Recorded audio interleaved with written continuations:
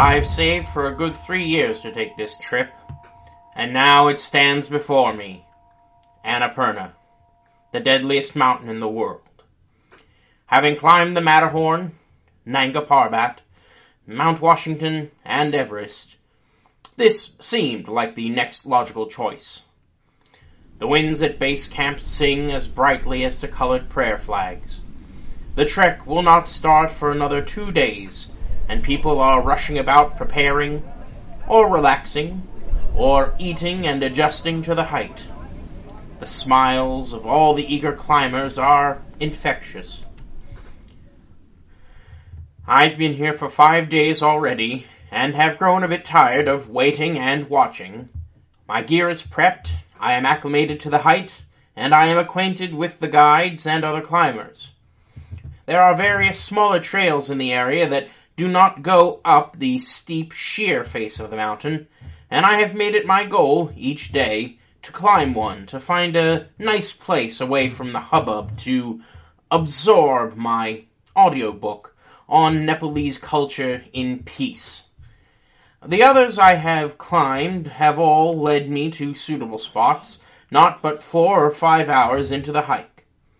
The final 2, I have been told, are a bit more treacherous, and as such, I have decided to bring my gear with me, just in case. I shoulder my pack with the sun still rising towards its zenith, and head toward the leftmost trail. Sir, that path is not safe. Take the other. One of the older guides calls out to me, hailing me with frantic waving arms. I pause as he approaches, wondering if one of the trails is blocked. Was there an avalanche? No. That path is one we do not use. The Mete live there. The what? Yetis. People do not come back from that trail. I roll my eyes slightly at the superstitious beliefs. I turn my head a bit to try to hide my amusement, but the man sees nonetheless. Do not go.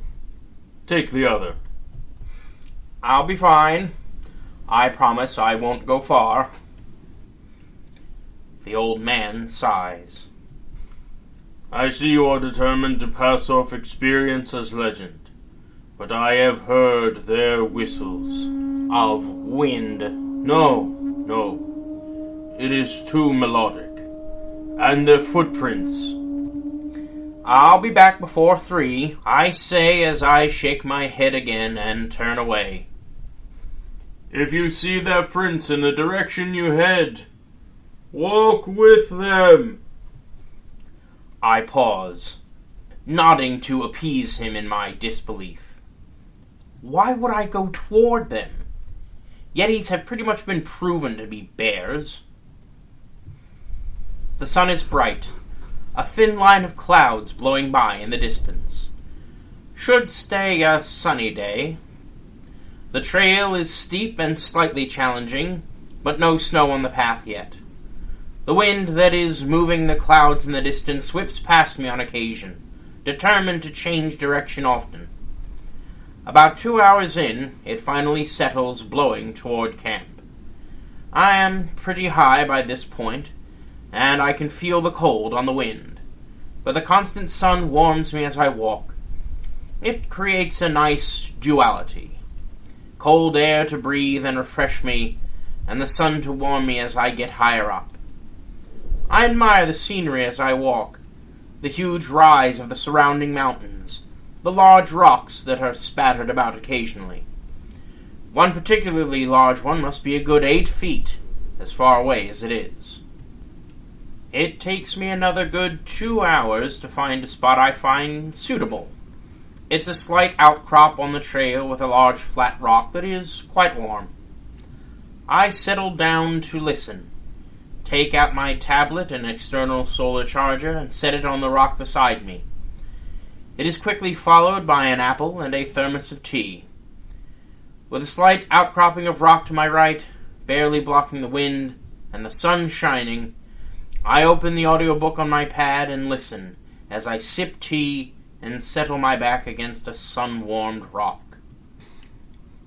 Elements of the rich culture of Nepal have been influenced by its neighbors over the years to create something truly unique. But one influence on their culture has been the elements.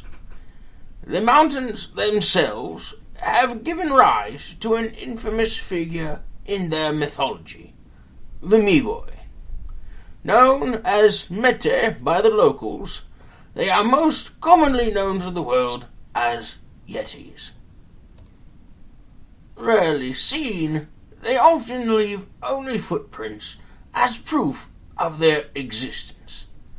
Tales about encounters, prints, or even lairs are shared and passed down in families, as any good story should be. Those who most often saw them were people who went to collect firewood or sought higher grounds to graze their animals. With the introduction of modern amenities, the need for these trips has declined, and so too have the sightings. Many of the tales describe the Yeti as tall, with white fur, and long white hair about their head. Many say that they have large feet, and a few say they have pointed heels. Some even say that... As the sun travels overhead, I find myself and the grip on my tablet relaxing, being lulled to sleep by the melodic whistling of the wind. I am awakened by the icy pinpricks of falling snow. I blink open my eyes to find that the wind blowing toward camp has borne those distant snow-laden clouds toward me. I look at my tablet, seemingly paused at the moment it fell from my grip. It is about 5 p.m. I've slept for a good 3 hours. Fortunately, there is only a light dusting of snow on the ground so far. Unfortunately, the wind has not lessened, and darker clouds are approaching. I grab my pad and charger and put them into my pack, grabbing goggles and scarf out as I do. After bundling up, I pull the walking stick out of the loop of rope and shoulder my gear. The weight of the pack comforts me as I head back towards the inner side of the trail, away from a rather rocky hill. The sound of my stick against rocks is muffled by the quickly falling snow as I poke ahead to make sure the way is solid. The tinkling of loose rocks, however, is something I can still hear as my stick finds loose stones. My feet cringe with dread at each step, fairly confident the ground is solid, but never 100% sure. The wind whistles loudly, and the melodic, relaxing sound from earlier is quite gone. I head back down the mountain slowly, the trail widening as I do so, but I still keep one hand on the rocks to my left when I can. Many boulders sit like mute monks keeping vigil near the edge of a sharper incline. They lay where they fell, who knows how many years ago, from nearly heavenly heights. Now they provide me at least some comfort that I am going the right direction. As I walk, the clouds are giving birth to even stronger winds, bearing thicker and thicker sheets of snow. The flakes clump together as if their union will somehow keep them from melding into the white blanket on the ground. Unique for a brief moment, those delicate gossamer flakes float alone, then in groups, before fading into the uniformity of something infinitely larger, something dangerous. Even in the wind, where they remain separate, with 1,000 others they become an unseen part of a whole. Still, as the wind picks up even more, those individual crystals are noticeable to me. As Aeolus angrily pushes them into my skin, I can almost imagine the bitingly sharp edges of every single flake. I walk for about an hour before I see them. the prints.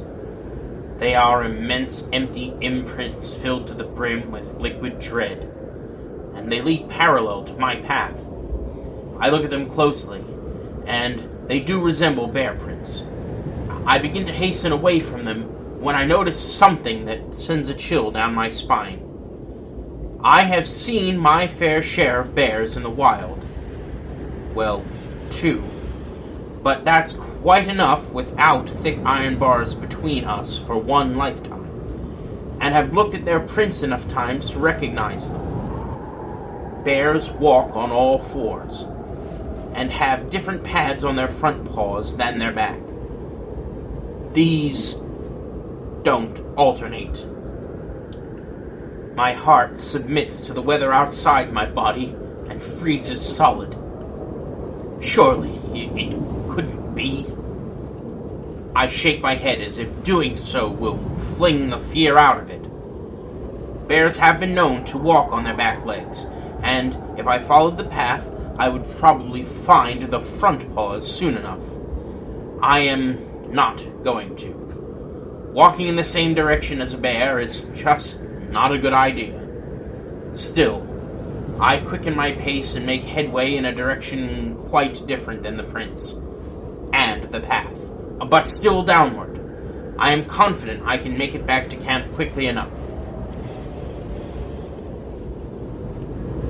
When I eventually turn back to the left and camp, I am relieved to find no prints, at least as far as I can see. This is now most assuredly a blizzard, and my phone won't work in these temperatures. I should have called for someone to meet me halfway, but I can't be more than an hour and a half from camp now. In fact, I can see the faint shadow of someone in the blinding snow. Hey! Hey! Over here! I walk toward them quickly, my stick in front of me, testing the path for loose rocks. They don't turn or react. They can't hear me over the wind. I quicken my pace. I can't lose them in the snow, which has grown heavier. I've closed about half the distance when I pause. No one in the camp is quite that tall. I hold the stick out in front of me as the shadow grows larger with each step, and fear grips my heart. I swallow and step forward, because it seems whoever is there has not seen me. Their solid mass looms tall. I swallow as I get closer, stick raised in front of me. I can't be more than 20 feet from them, but the snow is so thick that I can't tell who they are. Closer, closer, and my heart pounding at my salvation or doom. And a sigh of relief followed by a laugh escapes me. A rock. A very large rock that in my hope, or fear, I had made out to be a man. I laugh again and walk the few remaining steps toward it. I remember it from my ascent earlier. 7 feet. Not quite 8 as I had thought. Well, my friend, at least I know where I am now. I poke it with my stick and smile. It's as I suspected. I am not but an hour from camp, and not far from the trail either. I tap the rock on the side and begin to head toward the trail. I am pulled to a halt, nearly slip. My walking stick got caught in a crag in the rock. I turn to pull it out and see a hand holding the other end. Blue, huge hand, with white fur trailing up to disappear behind the rock. I stand still in shock for a second, but as soon as the arm moves, the spell is broken. The stick is yanked from my grasp, and I let go barely in time as it raised into the air. I stumbled from the force of the movement and scramble as the sound of a half-human roar raises above the wind for a moment. I manage to get to my feet and run, still downward, but away from the creature. Of course, I shouldn't have been afraid of the shadow. Yetis are as white as snow. I wouldn't have seen it 5 feet from me. My heart beats, not just from the exertion of running, but profuse, panic-filled fear as I turn and look every which way. It could be anywhere, any number of them, and I would be oblivious. I need to keep moving. I can't hide. Staying still is a death sentence. So I need to get out of here. A rock slides beneath my foot. Without my stick, I can't test the ground through the snow. I slip, plummeting forward, but manage to turn away from a fatal nosedive and instead go into a foot-first plunge. I come to a stop as I hit a rock hidden under the snow. Dizzy and disoriented, the world spins as if I had drunk too much whiskey. I stay on the ground for a moment, not trusting my legs, but still glancing around frantically for any movement. Anything that moves against the billions of flecks of snow. I see none, and once again begin to move cautiously, still downward, but I have no clue if it's towards camp. Camp is small, and the valley is not. It's been far more than 2 hours now. The storm has been cruel, with no sign of letting up. I wouldn't see the colorful flags of camp if they were right in front of me. I am on flat ground finally, but the adrenaline is wearing off, and my feet move ever more sluggishly. Not for lack of fear, but exhaustion and cold have finally clawed through to my bones. I find myself looking for any shelter while my head still turns wildly for any sign of movement that isn't windborne. I lean on some stones and pause for a moment. I can't stop or I will freeze, but I need to breathe and get my bearings. As I stand still, I look at the ground for the first time in hours. Tracks. Deep and big. Just like before, except there are 2 sets of them. My breath catches in my throat and I back away, tripping and falling back. Fortunately, my pack and the snow prevent too much damage and I sit on the ground. Deep breaths coming frantically as I stare at a portent of doom. Suddenly, it dawns on me. Yetis are made for this weather. It's when they go out. Perhaps I could find shelter by following where they came from. I have rope. I could easily set a trap for when they return. It was preferable to freezing to death, surely. Walking, moving ever slower through molasses that isn't there, that grows thicker with each hour. What is actually muscles freezing solid until only your eyes and mind move. I believe I'd rather die quickly than watch myself become a statue. I get up and quickly follow the tracks, hoping against hope the snow doesn't fill them before I find shelter. They lead up, and it is rough going. I have to look closely for the tracks, but they are deep and surprisingly crisp. I'd say they were fresh if it weren't for the wind. It has gone back to its earlier indecision and changes direction frequently. It bashes against me, then pushes me up the track. It blows upwards, sideways, back, barely letting the snow touch the ground. Perhaps the storm is being merciful, throwing the snow every which way but the ground where it would erase my only salvation. It no longer whistles, but howls through the gaps in rocks and mountains with glee. I prefer if the snow stopped its fearsome display altogether, but it seems it is in the middle of its performance and will not stop for some time.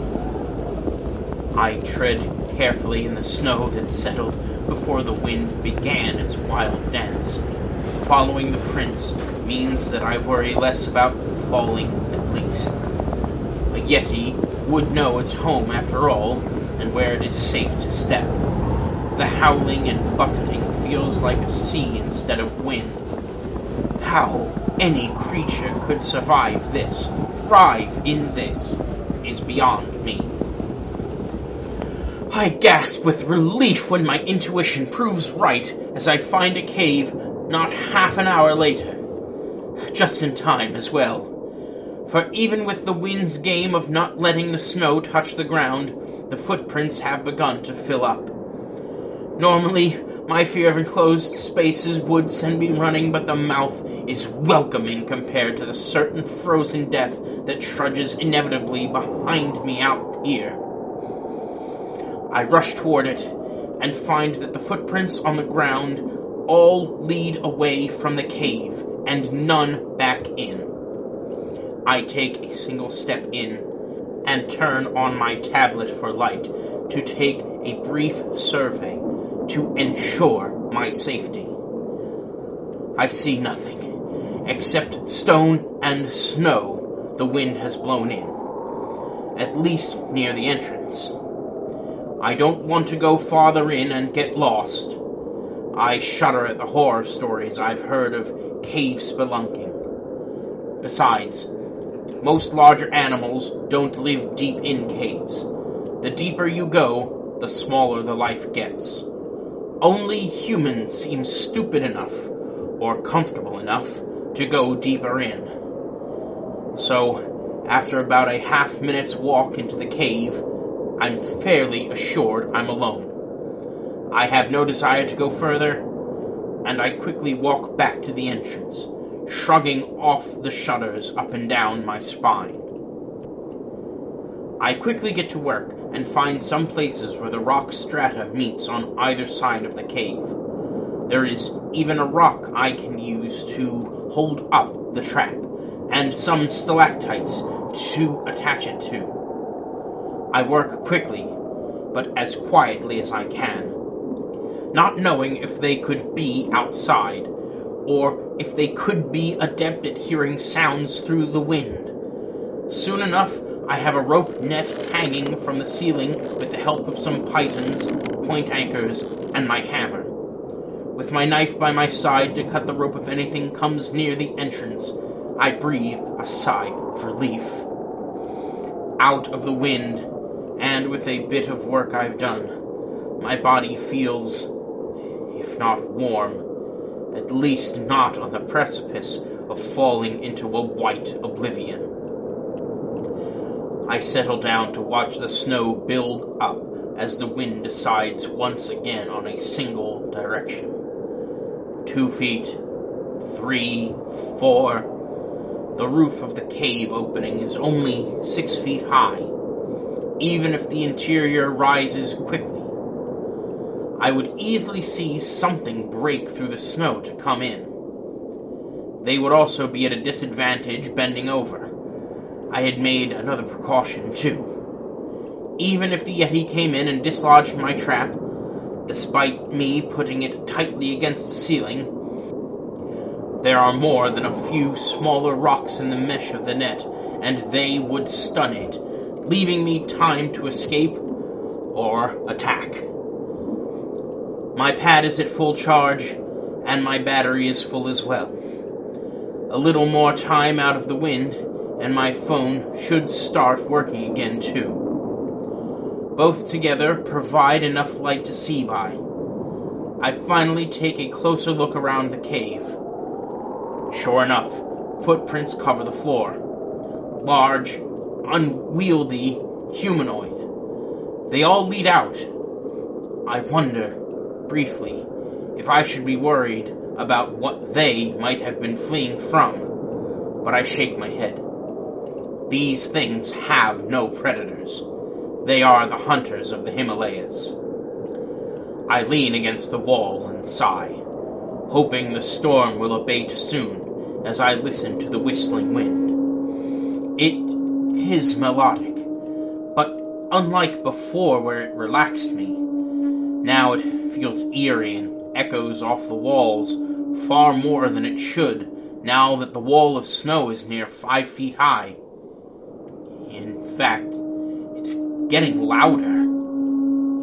To take my mind off the noise, I resume listening to my guidebook about the local culture where it paused earlier. As more melodies mix and seem to bounce off the cavern walls, my breath freezes as if I was still outside. As I listen to the kind voice spewing horrifically damning words, I finally understand what the old guide meant. That they have large feet, and a few say they have pointed heel. Some even say they have backwards feet. This is an extreme of the more common belief that Yetis walk backwards to confuse their prey.